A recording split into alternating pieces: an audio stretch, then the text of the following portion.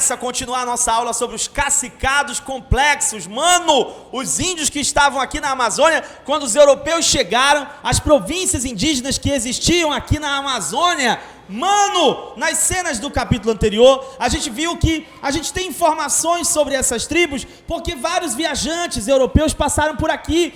E esses relatos que eles deixaram, essas crônicas, a gente pode utilizar como fonte histórica para poder descobrir como é que era a vida dos índios antes dos europeus chegarem, como é que eram essas províncias indígenas, quais eram os costumes que eles tinham, como é que eles viviam, mano. Por isso a importância da gente estudar os cacicados. E aí, como a gente viu nas aulas anteriores, nós estudamos como esses cacicados funcionavam no século XVI e como é que eles vão funcionar no século XVII.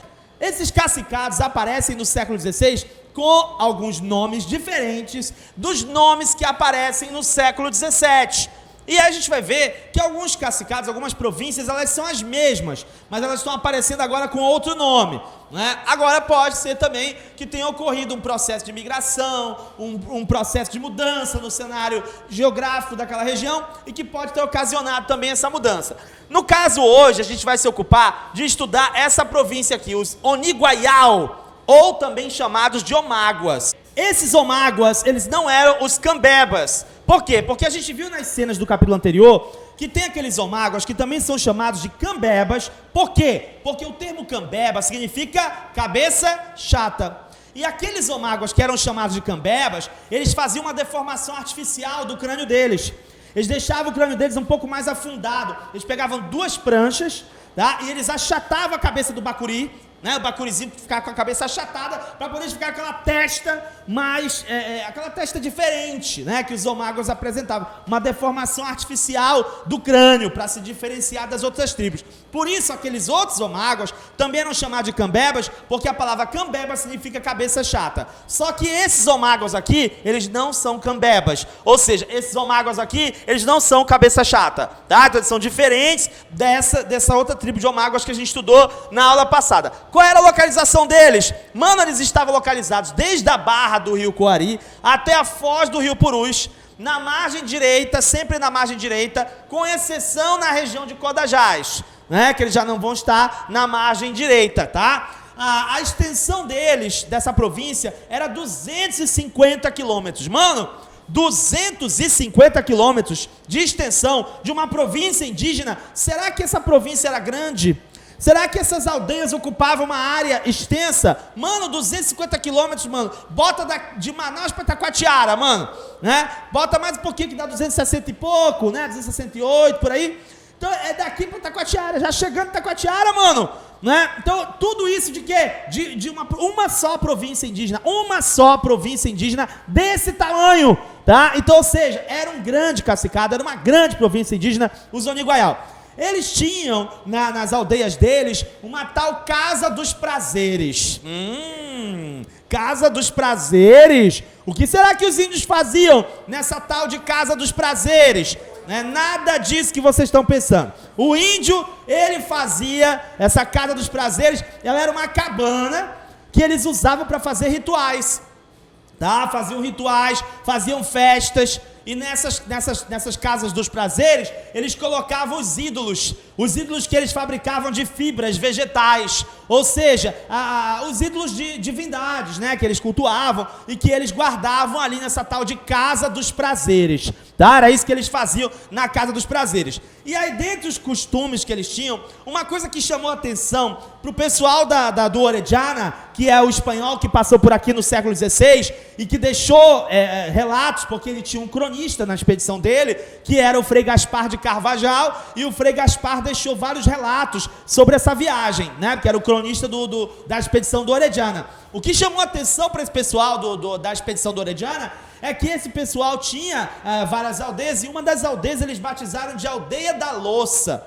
A Aldeia da Louça, porque, mano, eles encontraram cada coisa interessante. Eles encontraram cerâmicas policrômicas, cerâmicas coloridas nessa aldeia. Eles encontraram cerâmicas também vitrificadas, tá? Ou seja, os índios, eles faziam um trabalho artesanal extraordinário. Os índios produziam cada coisa linda, linda mesmo, né? Que os espanhóis, quando passam por aqui, que eles veem aquilo que os índios produziam, o artesanato que os índios produziam, eles dizem, caramba, isso aqui é tão bonito quanto aquilo que a gente vê lá de onde a gente vem, né? Dos outros lugares que a gente já esteve, certo? É tão bonito quanto. Ou seja, esses nativos produziam uma obra artesanal muito interessante, muito bonita, já naquele momento, antes dos europeus chegarem. Agora, isso é como essa província aparece no século XVI. No século XVII vai haver uma mudança. Por quê? No século XVII, quem é que passa por aqui? Dentre as expedições que passam por aqui, nós temos a expedição do Pedro Teixeira. E o cronista da expedição do Pedro Teixeira era um cara chamado Cristóbal de Acunha. E é esse cara que vai escrever, ele vai narrar a viagem, ele vai escrever, ele vai relatar aquilo que eles encontraram, enquanto que eles estiveram com os índios, aquela coisa toda. E aí aqui no século XVII, no relato desses viajantes, nos registros que a gente tem, essa região já aparece com o nome de Iorimã. Iorimã, Solimões ou Iurimágua. Tá? Iorimã, Solimões ou Iurimágua, tá? É como eles aparecem nos relatos dos cronistas no século XVII, no século XVII, tá? Aí alguns autores vão dizer que eles são os mesmos Oniguaial que estavam lá no século XVI, mas no século XVII eles passaram a ser conhecidos por outro nome, tá? Alguns autores podem inferir isso, podem concluir isso por causa da questão da localização, né? Porque essa província aqui de Iorimã, ela está na mesma região, na mesma localização onde estava a província de Oniguaial no século XVI. Então pode ser a mesma província, mas que recebeu outro nome, foi identificada de outra forma no século XVII. Aqui a localização dela é a mesma, como a gente já falou, né? A extensão dela é a mesma, né? Os mesmos 250 quilômetros que tinha identificado lá no século XVI, aqui no 17 também essa província, um século depois, apresenta essa mesma extensão. E na parte da povoação, essa província ela é extremamente povoada, ela é muito povoada, especialmente nas aldeias maiores. Ela tem casas enormes, essas casas abrigam 5 famílias ou mais. Numa só casa, você abrigar 5 famílias ou mais de 5 famílias em uma casa só, então essas aldeias dessa província aqui de Iorimã, ou Iurimágua, ou Solimões, elas eram aldeias grandes, né, para poder dar conta de abrigar todas essas famílias. E na parte do comércio, essa província, ela praticava o comércio intertribal e o comércio com os brancos.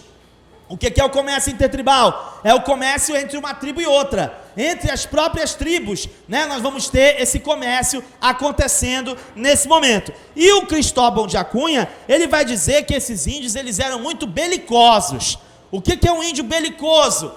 Índio belicoso é a mesma coisa que índio galeroso, tá? Eles eram índios galerosos, belicosos, eram esses índios. Eles gostavam de uma guerrinha, eles gostavam de uma briga, tá? Essa galera aí da província de Iorimã, Solimões ou Iurimágua, beleza? Então assim, essas são as características que essas províncias apresentam no século XVI, né? Quando são conhecidas por Oniguaial, e agora no século XVII, quando passam a ser conhecidas por Iorimã, Solimões ou Iurimágua. As próximas províncias indígenas nós vamos estudar nas cenas do próximo capítulo. Gostou do nosso vídeo? Então vem pra cá, se inscreve no História em Loco e vem fazer parte dessa multidão que está acompanhando o nosso canal. E eu quero também te convidar para conhecer o nosso site www.historiaemloco.com.br. Aqui no nosso site você vai encontrar a continuação dessa aula e mais uma lista de exercícios para você treinar, além de 3 cursos completos